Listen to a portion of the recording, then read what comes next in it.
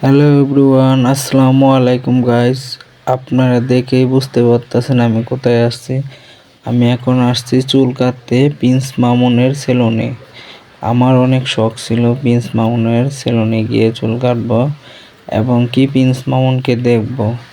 Prince Mamun এখন ঢাকার বাইরে আছে, এই জন্য দেখা হয় নাই। অবশ্যই আরেকবার দেখা হবে, ইনশাল্লাহ আরেকবার দেখা হবে তার সাথে, আশা করি। আরেক সময় যখন চুল কাটতে আসবো তার সাথে ইনশাল্লাহ দেখাই হবে। চুল কাটাটা আমার তো অনেক ভালো লাগছে, আগেও অনেক জায়গায় চুল কাটছি, কিন্তু এখন প্রিন্স মামুনের সেলুনে গিয়ে অনেক ভালোই লাগছে। চুল কাটাটা আমার তো খুব ভালো লাগছে। প্রিন্স মামুনের স্টাফগুলো অনেক ভদ্র, অনেক ভালো, তারা অনেক সুন্দরভাবে চুল কাটে। আপনারা যদি আসতে চান আসবেন, লোকেশন তো আছেই, দেখে।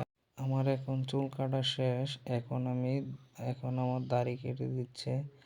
বলেছিলাম ভাই দাড়িটা কাটার মাঝখানে আমার একটু গোপটা রেখে দিবেন। গোপটা রেখে ভাই ব্রাশ করে দিল, চেহারাটা দেখাইলো।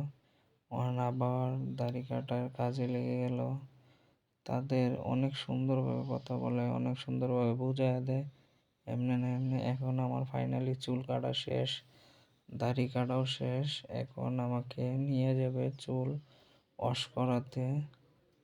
আপনাদেরকে আমি চুল ওয়াশ করার ভিডিওটা দেখাতে পারলাম না, কিন্তু ফাইনালি আমি ফেস ওয়াশ করার জন্য যখন যাব তখন ফেস ওয়াশের ভিডিওটা আমি দেখাবো।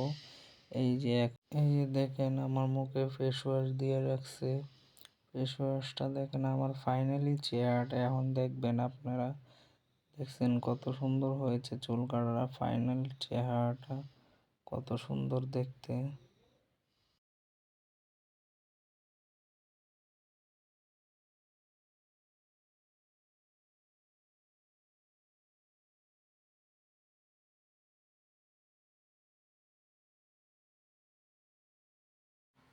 ফাইনালি ভাইয়ারা বলছিলাম ভাইয়া গ্রুপটা দিই, পরে দেখেন আমার গ্রুপ দেখা যায় কেমন, একটুনি ময়লা হলে তারা ব্রাশ দিয়ে পরিষ্কার করে। পরে আবার বললাম গ্রুপটা ফালাইয়া দেন, ভালো দেখা যায় না।